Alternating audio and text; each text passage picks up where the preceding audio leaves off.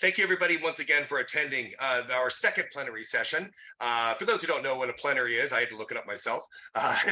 Basically, it's a session for us all to attend to sort of set a level playing field so that we all kind of start with the same kind of understanding, definitions, and terms that we're working with as we go through the rest of this summit. My intention at the end of this session is actually to have a little bit of time for questions and answers. So if you do have any questions, please save them for then. And I'm going to now share my screen. Can everybody see my screen? Good. All right, everybody, once again, my name is Dr. Graham Pruss. I'm sorry to introduce myself again for those who heard me say this whole spiel before, but just want to make sure that we do the right things with our introductions. My name is Dr. Graham Pruss, and I use he, him pronouns. For those who cannot see me, I am a middle-aged white man with short brown hair and a graying beard. I'm wearing a blue shirt, a gold tie, and I am an anthropologist and a mixed methods researcher who works primarily with people who live full-time in vehicles as their primary housing. We'll start our discussion today, this session, by clarifying our terms, discussing a brief history of vehicle residency in the United States, and reviewing some findings from recent research about vehicle residency. I hope we have some time at the end of this for a few questions, as I mentioned. Please post any questions that you have to the chat or write them down to ask during the second half of our session. And to cover this brief history, we'll discuss the intersection of three rather complicated subjects. The first is vehicle residency, since it's why we're here. The second is about structural limits and how they affect vehicle residents. And the third is about work across the United States to help protect the civil rights of vehicle residents and include vehicle residents in local housing, social services, and social services as desired. So let's start with defining vehicle residency. Since that's the focus of our summit, it's a great place to start. We might ask, what is vehicle residency? Well, simply put, vehicle residency is the habitation of a vehicle for primary residence. And of course, there can be a difference in the quality of life and the resources available to the diversity of people who may use a vehicle as their primary housing. As shown in the photograph in the upper left, of up to 8 vehicles that could be used as housing in Seattle, from vans to RVs to semi-trailers, it can be impossible to parse the reasons why a person might use a vehicle for housing solely based on its external appearance. Likewise, the lower photograph shows more than 100 vehicles in a desert valley that could be either lived in as primary residence or possibly used for temporary vacationing. I'll explain this photograph in the future. This is actually from the recent Schoolypalooza event this last year. Research with vehicle residents, particularly people living in larger vehicles such as an RV, a camper truck, or a school bus, has repeatedly found that many vehicle residents consider their long-term housing as a home and do not self-identify as homeless. And again, I apologize if that sounds obvious to our members of who are attending, who are vehicle residents who have lived experience.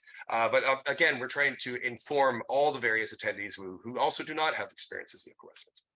However, that being said, most research and social services have tended to approach vehicle residency as two oppositional ideas, as either unfit shelter that indicates homelessness, as Bob was talking about earlier, or as a temporary vacationing that often indicates affluence.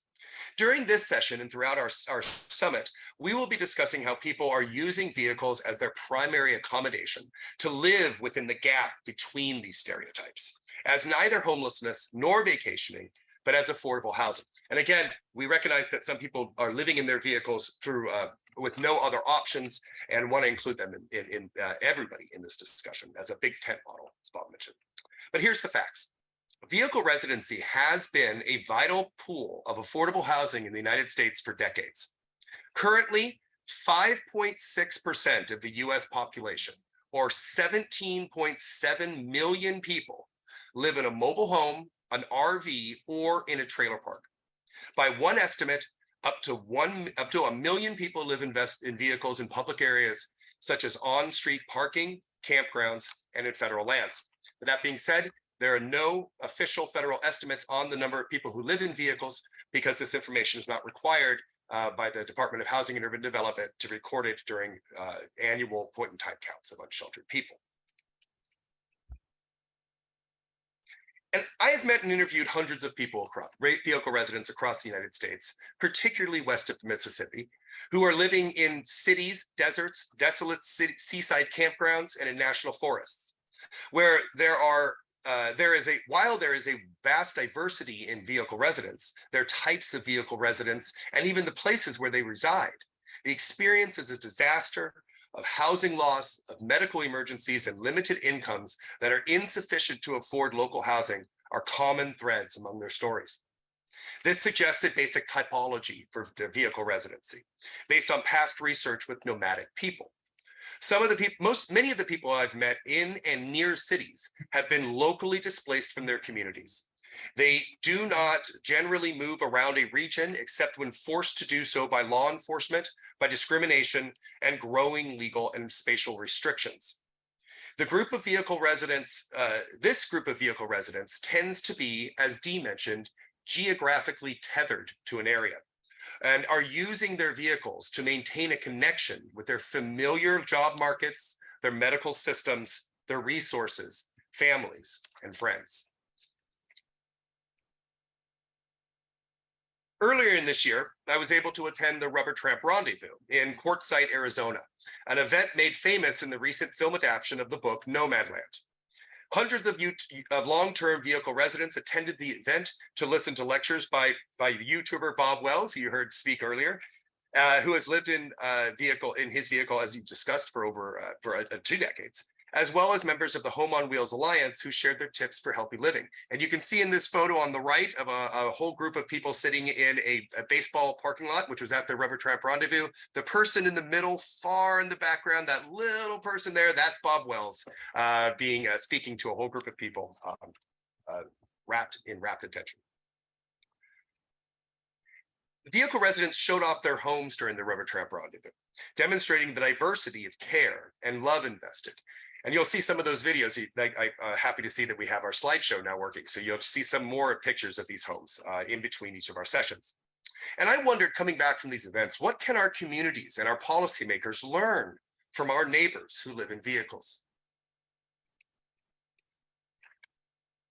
Following the Rubber Tramp Rendezvous, I continued ethnographic research with vehicle residents in the Arizona Sonoran Desert, such as individuals and families living in school buses at the annual Schoolypalooza gathering. This self-organized event brought together around 2,000 people, it's hard to say, in an isolated Bureau of Land Management, or BLM, area, who primarily lived off the grid using solar panel and packed all of their waste out when the event was finished. And again, this photo, for those who can't see, is a photo of, I don't even know how many vehicles, hundreds of vehicles that are located in a desert, many of which are RVs, vans, school buses, and compact cars. So who might need to live in a vehicle when we talk about why a person might need to? Well, there's several reasons why people need, actually, and find a preference to living in a vehicle, other forms of housing, such as people who have incomes that are too low to afford housing in their communities, but maybe too high to be eligible for housing assistance or social services. People with pets, animal companions, and service animals who may be afraid of being separated from those animals in emergency shelters that don't allow them. People with multiple chemical sensitivities, and this is particularly true for veterans who may have been from the Gulf War, the Vietnam War, were sprayed with chemicals and are sensitive to the off-gassing that is present in many modern subsidized housing complexes. And unhoused families, so again, who are avoiding separation from their children that may happen in emergency shelters that are typically, for the most part, are adult-oriented. Also, people experiencing PTSD, or who are fleeing domestic violence, or survivors of domestic violence or intimate partner violence. This is particularly for military veterans. There are many military veterans who use vehicle residency as a way to sort of manage PTSD, as a way to have a mobile bubble of safe space. People who have undocumented immigration status, who may be afraid to go into such emergency shelters due to potential legal consequences, or a fear, whether it's grounded or not, that their children may be denied citizenship if they seek social services. or people with felony or sexual offense charges that may last for years or even a life, who are systemically blocked from employment and housing. And ultimately, many people who simply do not identify as homeless and do not want to engage in homeless services. Again, we don't want to stereotype or denounce or speak poorly about any of our members here who do identify as homeless, but also want to recognize that many people, again, identify their vehicle as their home and don't accept a often stigmatized label of homelessness. So the following structural limits on vehicle residence cause significant personal harm, and they socially isolate displaced people. These policies tend to harm people with impunity. They tend to go unquestioned because they are seen to maintain the rules of ordered space, such as public parking. One common set of parking regulations that I saw in Seattle are explained here. And vehicle residents experience very specific legal registrations that limit their access to resources, social services, and healthy lives. Being house-free, unhoused, or homeless is not a crime. However, in some cities like San Diego, it is actually illegal to sleep in a vehicle. In that case, while it is not illegal to be homeless, it may be illegal to be a vehicle resident. And this is one of the reasons why we are meeting to, again, protect the civil rights of our neighbors who live in vehicles. And our research during the past decade in Seattle showed how 5 laws in Seattle, which are often reproduced, are often common among cities across the country. These laws weave together to disproportionately harm vehicle residents. At face value, these laws may seem reasonable and even pragmatic, such as restricting oversized vehicles from parking overnight on residential streets to ensure easy access for emergency vehicles in the middle of the night. However, together, these laws force people who sleep in vehicles to occupy the most industrially polluted, under-policed, and resource-deficient places in our community, particularly for those in oversized vehicles, such as RVs and buses, up to half of vehicle residencies in many cities like Seattle. In these few remaining legal spaces, consistent waves of warnings, legal warnings, and tickets further destabilize vehicle residents. And I've often heard this recalled, actually Dee taught me this term, of displacement trauma, contributing to their property loss and their mental hardship. Seattle University and the National Homelessness Law Center have reported that this legal policy of endlessly enforced internal migration of vehicle homes is common throughout the United States. And we will be talking about that more in our future sessions. Ultimately, this hostile environment towards vehicle residents increases law enforcement cost and the difficulty for social service providers to maintain necessary contact with people who may want housing if they so desire. The 2 maps shown here illustrate the location of no parking 2 to 5 a.m. signs mentioned on the last slide, which you may be familiar with signs in your community that restrict overnight parking. This photo shown in the upper left is an example of these signs. I like to think of this picture as "Welcome to Ballard, now get out." The photo on the image on the right and in the middle of the top middle of the screen are of maps that were actually produced by the Seattle Department of Transportation in 2010. The red dots on these maps are the location of no parking 2 to 5 a.m. signs. The brown areas in these maps are the location of industrial zones. And you can see how these 2 different policies overlap, particularly in the image in the middle, where you can see how a pattern clearly arises, where you can see the no parking 2 to 5 a.m. signs are predominantly within these industrial areas. The image on the right, again, was produced in 2010 and has the application of these no parking 2 to 5 a.m.s has expanded significantly across the city. But even at this time, we might see that this map here is actually a map of the historic displacement of vehicle residents from their communities. Because the way that these signs are installed is often after a community has been forcibly removed. I prefer not to use the term sweep because human beings are not trash. and that after these people have been forcibly removed, these no parking overnight signs are installed to permanently banish these neighbors from our communities. More recently, large cement barricades, sometimes referred to as eco-blocks, have been installed by private businesses to illegally block the few remaining areas of public parking and easements relied on by vehicle residents.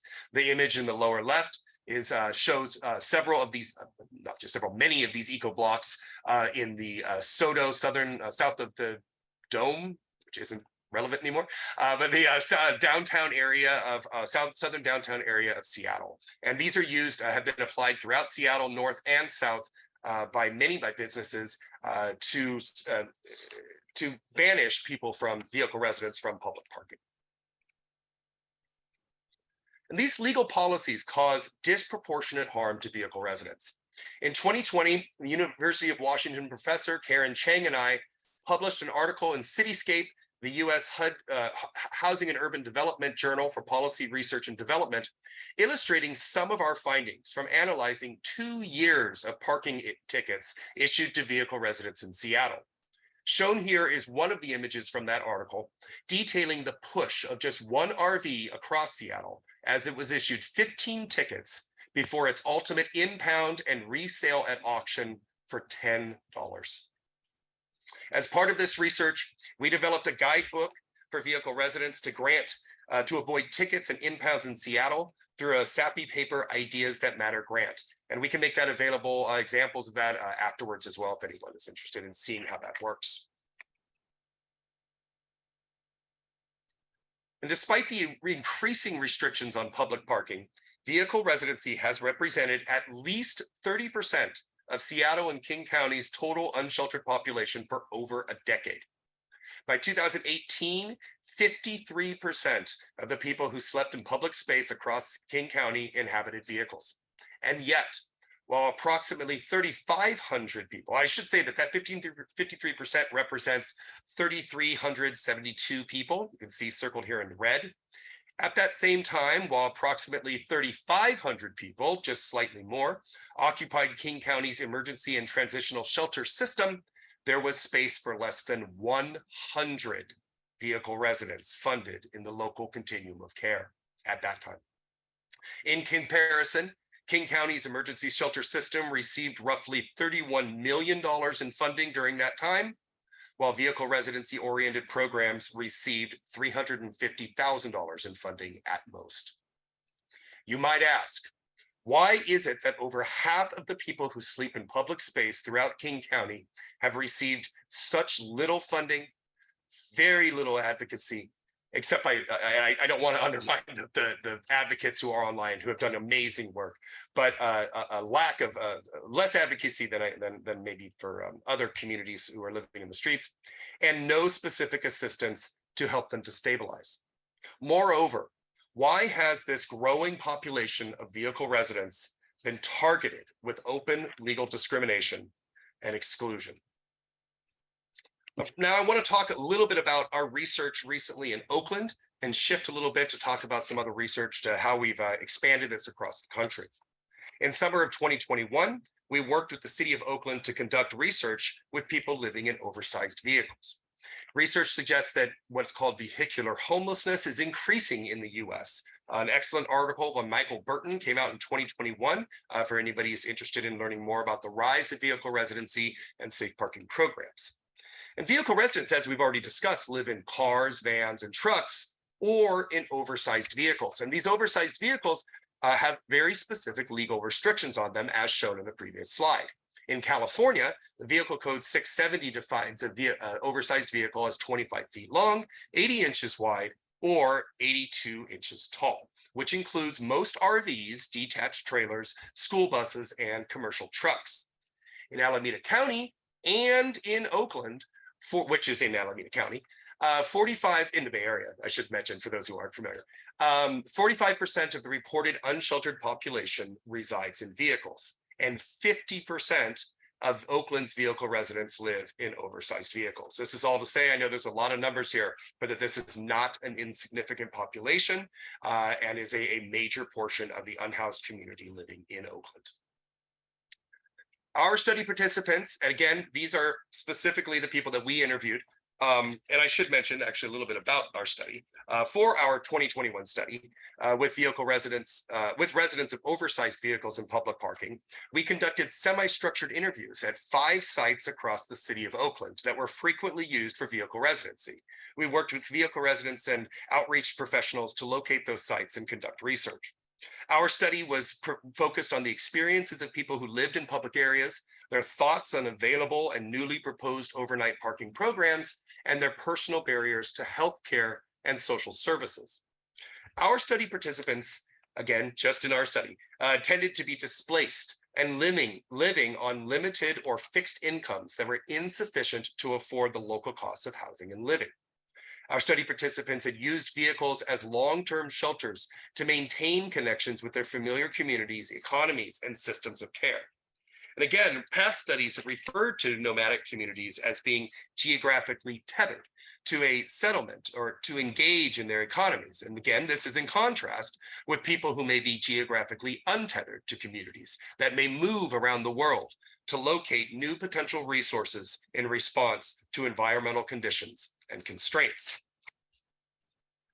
As one participant, Alyssa, explained, the residents of oversized vehicles in Oakland we met were a diverse community that were proud of their privately owned homes. And I'll read this out loud, the quote for anybody who can't see this. Oakland is a great city to live in. It's really diverse, and I was able to work here with the feeling of not being judged and biased attitudes toward me, an African-American woman. Because of that, it means a lot to me to be here in Oakland, living in my camper. As little and as old as it is, I'm still proud of what I have. I own it. It's mine. I paid for it. Don't look at everyone who's in their camper like they're nothing, or they don't have anything, or they're not educated, or they don't have any sense. It's not like that for a lot of people that are in their camper. Some people are here because of their income, their health. There's all different types of situations that play into why people are here. Everyone has a story, and they just can't fit everybody's story like it's just one person. It's different. It's individuality. It's the truth. The people we met in Oakland tended to use their RVs as housing in public parking to maintain a connection with their local communities. They had lived in the local area for the majority of their lives and moved into their vehicles as the most had lived in the area for the majority of their lives and moved into their vehicles as a more affordable form of housing near familiar neighborhoods, family, employment, and systems of healthcare. They generally could not afford a private place to park their vehicle with life-sustaining amenities, such as those at a mobile home park or at a campground.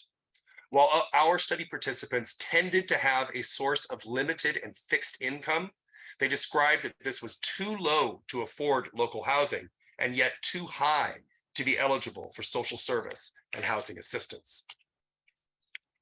In our study, we saw that our participants, and again, these are the participants in our study. I should mention, I don't think I did, but our participants, we interviewed 50 people who were living in oversized vehicles in the 5 sites across Oakland.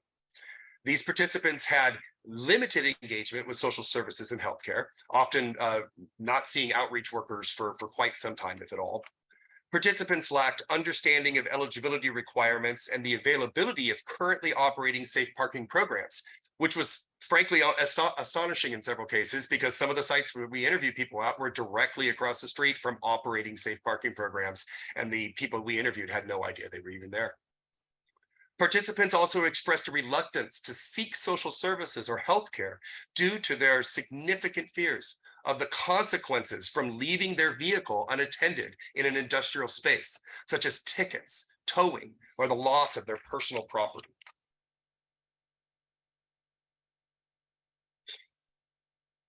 Oh, I think I skipped a slide there. My apologies. It looks like I went over the wrong one. So I will we'll move on. I just read all that. So our study led to a few key recommendations to better include residents of oversized vehicles in local systems of housing and care. We suggested that the city of Oakland consider expanding their safe parking programs as a form of non-congregate shelter, specifically as smaller site models that meet the needs of a diverse community of vehicle residents and connect them with existing services that already operate with those subpopulations, such as people who are seniors, families with children, or people with mental health or substance use challenges. We also recommended that safe parking program residents should be offered housing directed services, but that they may lack enthusiasm for transitioning into those short-term subsidies because of their fear of losing their vehicle after that temporary housing was maybe revoked. And we also recommended that the city identify sites and conduct feasibility studies about a proposed rental parking program to explore the costs, regulatory structures, and private property management. And I'll be discussing a little bit more about that toward the end of this as an example of how this all works. And our study joined a growing body of research across the on vehicle residency across the country, particularly in the Western United States. We're honored to be joined next by my colleagues, Dr. Madeline Brosen and Christopher Giamarino from the University of California, Los Angeles, who will review their recent study on vehicle residency and regulations in Los Angeles County. Chris and Madeline, are you here? I am. Great. Can everyone hear me? We can. Perfect. Well, I appreciate Graham and this group's invitation. I will say I am not Dr. Madeline Rosen, but I will take the promotion. So thanks everyone for your attendance here. My colleague Chris and I will talk a little bit about the work that we've done here in LA. Next slide, please. So similar to what Graham talked about in King County, we have a growing number of people in Los Angeles that are living in their cars. And as a great number of people are experiencing homelessness just in Los Angeles, a significant proportion of people live in cars and vans, which is the green bars here, as well as RVs or campers. And encampments are numbers of people that are living on streets and sidewalks. But in Los Angeles, there's much less attention paid to this portion of the population. And so what we wanted to do in our work was to really just focus on this group, understanding both the demographics of who the people are and kind of the relationships to where they're actually located, similar to what Graham showed. Next slide, please. So we were able to write 2 papers, which I think Chris put into the chat, and we'll put the kind of shorter 2-page summary of this work, and essentially wanted to look at kind of the who, where, and why of what we're calling vehicular homelessness in Los Angeles County. As Graham pointed out earlier, there's great diversity in the population. Not everyone, as other people have said in the chat, who lives in a car would consider themselves homeless. The data that we are working on for what we'll show you was not data that we collected, but is data from the Los Angeles Homelessness Service Authority. So that's part of why we're using the term vehicular homelessness in this work. But we'll say we did not talk to these people directly. And in the survey that we'll talk about, they are asked about questions that relate to their homelessness experience. So we can somewhat assume that those particular people who were surveyed identify that way, but it is very much a sample of this population. So the data, what we're going to I'm going to talk a little bit about the demographics. So the LAHSA, the Los Angeles Homelessness Service Authority, every year when they do our point in time counts, they also do a sample of demographic surveys. We're going to draw on that, as well as the actual kind of spatial concentrations within the county. LA County is a really large place in general. It's made up of 88 different cities. And so Chris is going to talk a little bit about how the regulations vary within those cities. Next slide. So while there's been a lot of great qualitative work that Graham and others have contributed to, What we haven't been able to look at as much is kind of a larger sample to understand what the demographics look like. So in this particular slide, what we're showing is what are the demographic differences in that survey between people that live in vehicles and people that are unsheltered otherwise. So people that are living in tents, on sidewalks, and in other public spaces. I work for UCLA, Peggy. And and my colleague is a doctoral student at UCLA as well. So what we found, and I think really reflects similar to a lot of the great qualitative studies, is that people that are living in their cars in Los Angeles are more likely to be female. Half of them are women. There's less differences in terms of race and ethnicity. There's a larger proportion of older adults. And they have a higher monthly income than people living unsheltered otherwise. And it probably relates to that there's a higher percentage of employment in this group. The biggest difference that we saw, and we did some modeling that we will not bore you with here, in terms of what are the biggest differences, the biggest difference is about the percent of households that are living with children. Next slide. A couple of other differences is that people that were living in their vehicles were less chronically homeless. So they had been experiencing living not in a formal shelter for a shorter period of time. A higher percentage of them are receiving disability payments. And then the survey itself goes through and asks the respondents to talk about what are the reasons that they felt that caused them to experience homelessness. There's a long list of reasons that they could speak to. And one of the distinct differences is that, and actually I apologize, I think there's an error in the slide, is that there was a lower percentage, this is actually backwards here, a lower percentage of people that were living in their cars that had self-attested that mental or physical health issues contributed to their loss of housing. The last thing that we thought was pretty interesting is that, the survey asked, where were you located, or where did you sleep last night compared to where you were being surveyed today? And, you might expect that people who live in vehicles that could potentially move them would be more mobile, but we actually saw a very similar amount of stability between these two groups. And I think that really speaks to some of the things that Graham was describing earlier, is that, people are locating near the services they need, near their social networks. But what we are seeing, and what Chris is going to talk through, is how some of the regulations that are being imposed on this group force them to move out of their areas of social networks.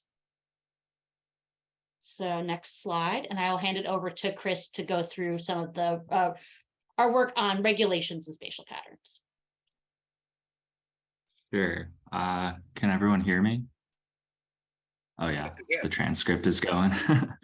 Hi everyone, my name's Chris Giammarino. I am a PhD candidate at UCLA in the urban planning department. I'm a skateboarder, wearing a blue flannel, shorts and sandals right now. Previously, I've done sort of mapping legal advocacy work for Koreatown for All. And I'm currently working, it's nice to see Carla, I believe she's here, with the Etna encampment to create sort of this self-help planning and urban design guideline. But yeah, I'll be talking today sort of about the growth of vehicular homelessness and how the 85 cities and the Los Angeles continuum of care regulate living in a vehicle and what the impacts of that are on where people are able to reside in their car, van, or RV. So next slide. Yeah, so we looked at sort of spatial trends and growth in the population of people living in their vehicles in Los Angeles County. And over the course of 5 years, we saw sort of this general trend of dispersal higher concentrations in desert and mountain regions. Lack of correlation maybe runs kind of counter to Graham's research, but we're like, oh, maybe in industrial areas, but we found that they were not concentrating in industrial areas in Los Angeles, and their vehicles were less likely to be concentrated in areas of service concentration, such as Skid Row, Santa Monica, Venice. And that's just based on the data. That may be different on the ground. And so these black outlines on the map to the right, and I put sort of our research, it's open access in the chat, that kind of goes into more detail about this. But we looked at cities in Los Angeles County that essentially said on any public street in our city, you are not allowed to reside in your vehicle. And in those cities over the course of 5 years, there was growth in people living in their cars. So we wanted to see, you know, why are these cities sort of implementing these restrictive regulations, and are they effective? So if we go to the next slide. Yeah, and like Maddie said, I'm not going to talk about the boring statistics or mapping, but if anyone's interested, I'd be down to chat with you guys after. So we essentially, this is, okay, I'm also looking at the chat, but maybe I shouldn't. Yeah, so essentially we did a content analysis. We went to each city's online database of their municipal ordinances and looked at the types of restrictive regulations they had on people living in their vehicles. Over 56% of cities in Los Angeles County had either a citywide ban or an overnight ban. And this directly reduced vehicular homelessness in the model. However, we found that sort of in cities that did have restrictive bans, essentially they were just shuffling people throughout the county while the population was still growing. And we looked at other factors that may influence why people may be residing in certain areas. Tract size, like the size of a census tract. So in the desert and mountain regions, the bigger the census tract, the more likely people were to be residing. Median household income, industrial use, freeways, and park space were significant. But compared to the impacts of regulations, they were kind of a lot less effective. Go next slide, please. Yeah, so just kind of in the articles that we published, we recommend sort of like different service and housing options based on demographic differences between people living in vehicles and people living in makeshift shelters and encampments on sidewalks and streets. We also sort of recommend transforming underused public parking lots into alternative sites where people are legally allowed to sort of sleep overnight in their vehicles. I believe over 14% of Los Angeles County is covered by public parking lots. So that's something where policy can be influential. So this last recommendation, the need to expand safe parking, we do that with like a caveat because a lot of the cities, when we looked at their public hearings and minutes, a lot of housed residents, a lot of the reasons why these restrictions were kind of implemented and enforced in the first place is essentially we don't want people sleeping in their vehicles in our city like that. The other one we found, and if you look at data where safe parking lots are actually cited, is usually where there's a high concentration of people living in their vehicles. So some city council members and neighborhood council members were saying to convince housed residents like, hey, if you let us build a safe parking lot here, you will see less cars on the street. So there will be more enforcement of these citywide and overnight bans. So this is just something that we recommended, but with this idea that if safe parking is expanded and public parking lots are transformed in alternative housing sites, that they should be done without increased criminalization for those who are choosing to sleep in their vehicles on public streets outside of these sanctioned sites. And I think that's essentially it, I believe, yeah. Wow, wonderful. That was just amazing. Thank you so much, Chris and Maddie, for sharing your important research in Los Angeles with vehicle residents based on the LA homeless services data. We actually have also been developing a quantitative survey for vehicle residents to be used in urban, suburban, and rural areas to help to increase our information about vehicle residency. And been working closely with the Home on Wheels Alliance to make sure that it includes the variety of experiences of people living in vehicles across the country. And Chris, I want to touch on a point that you made there, because I think it's very, very important that safe parking programs are often developed alongside the criminalization of vehicle residency. And while we and many of the people who are here are providers of those programs, and we advocate for the use of those programs, those programs should not be rolled out in addition or alongside the criminalization of vehicle residency, because I think that they end up creating very few spaces for people to live in vehicles, my personal opinion, while at the same time banishing many people who are living in vehicles from the rest of the areas. And it ends up causing a lot more harm to the total population of people living in vehicles, though the people who are able to use those sites may find them very, very helpful. I did have a question for Maddie and Chris. Do you know where your quantitative interviews, the quantitative interviews were conducted? And do you have any, thoughts on how that might have influenced the data? So yeah, so it's a combination of different areas. So they do some of the surveys in safe parking lots themselves, and some in just areas of concentration.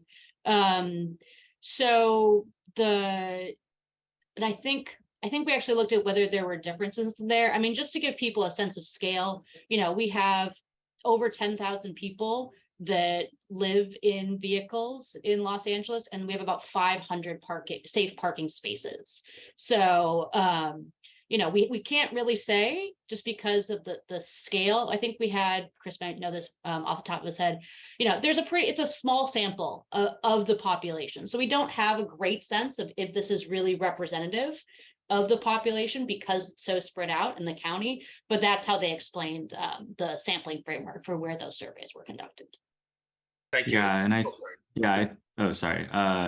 I think it's important to note that USC also carried out the demographic survey analysis, and something that they noted in their sort of like methodology section is that previous surveys did not pinpoint or prioritize surveying people living in vehicles. So the last year's demographic survey is a more like accurate sample, but essentially there's like 18,000 plus people living in vehicles in Los Angeles County, and only like 600 were surveyed with the data that we looked at. Thank you very much. I think that I noticed in a couple of the comments in there, in fact, my colleague Michael Duke had mentioned that we actually were part of the California statewide survey of homelessness and interviewed many people living in vehicles in LA, and saw many people living in industrial zones. But that's kind of why I was wondering, is that if these surveys were done with people in safe parking programs, if that might be why you see maybe that difference there.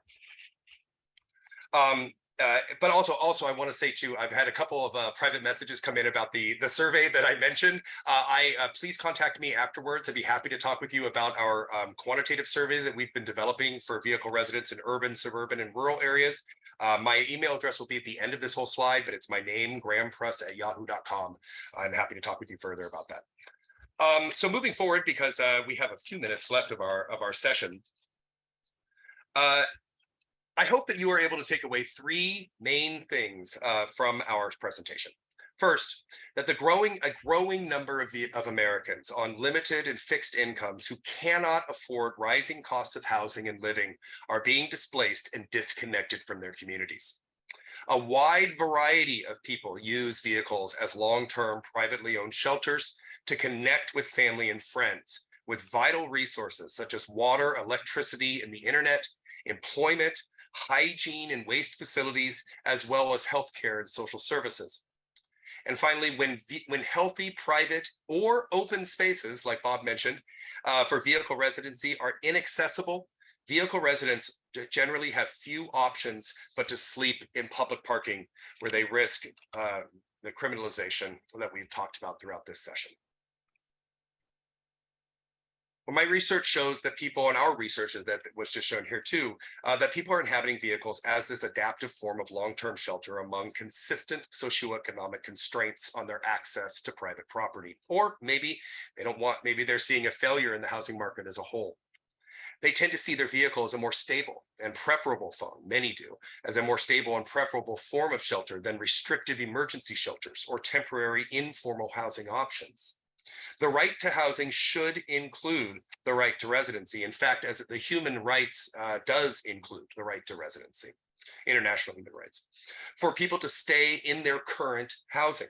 And this means fighting the criminalization of vehicle residency and advocating for spaces for vehicles in social services, in transitional housing programs, and in mobile home parks, which again have been a significant form of affordable housing throughout this country for many decades.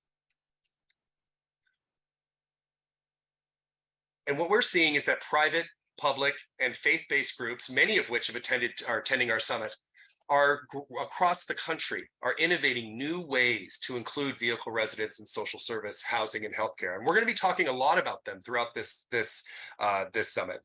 And rather than being seen as oppositional, the vehicle residents are innovating an adaptive response to the conditions and constraints on housing. Rather than seeing that as oppositional, this innovation should be brought in to expand our systems of housing and care.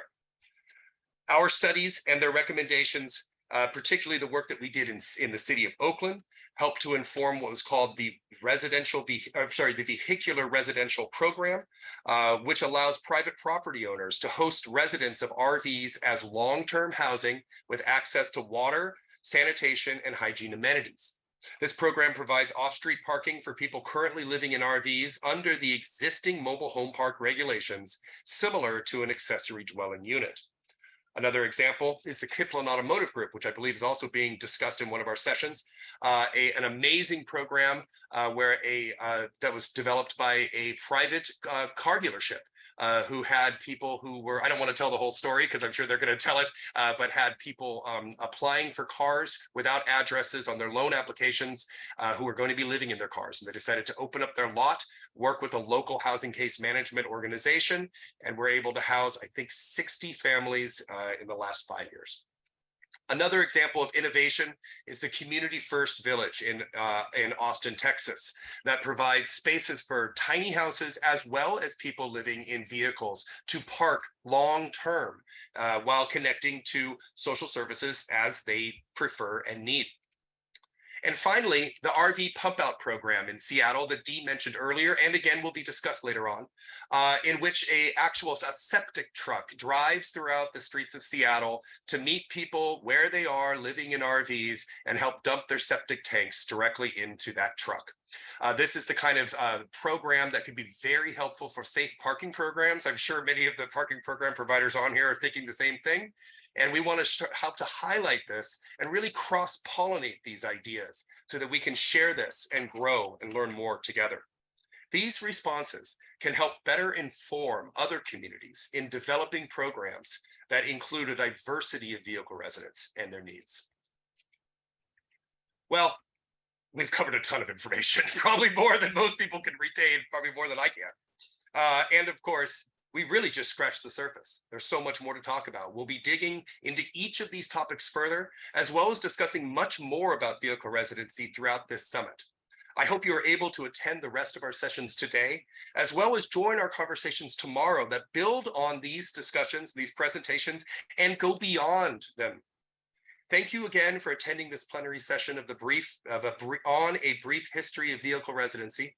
Please reach out to me directly and the rest of the National Vehicle Residency Collective if we can support you, your work, and help to protect the civil rights of vehicle residents throughout our communities.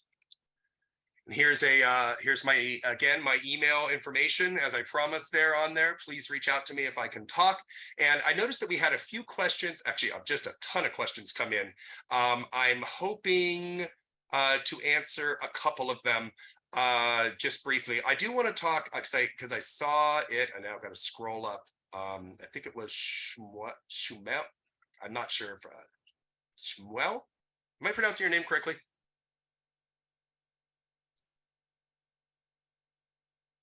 I'm not sure.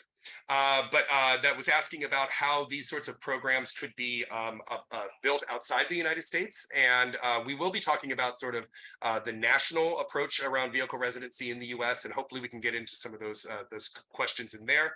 And I'm happy to talk about to talk with you outside of that. I know most of the attendees here are focused within the United States, so we probably want to at least keep it within this conversation, but happy to talk with you further.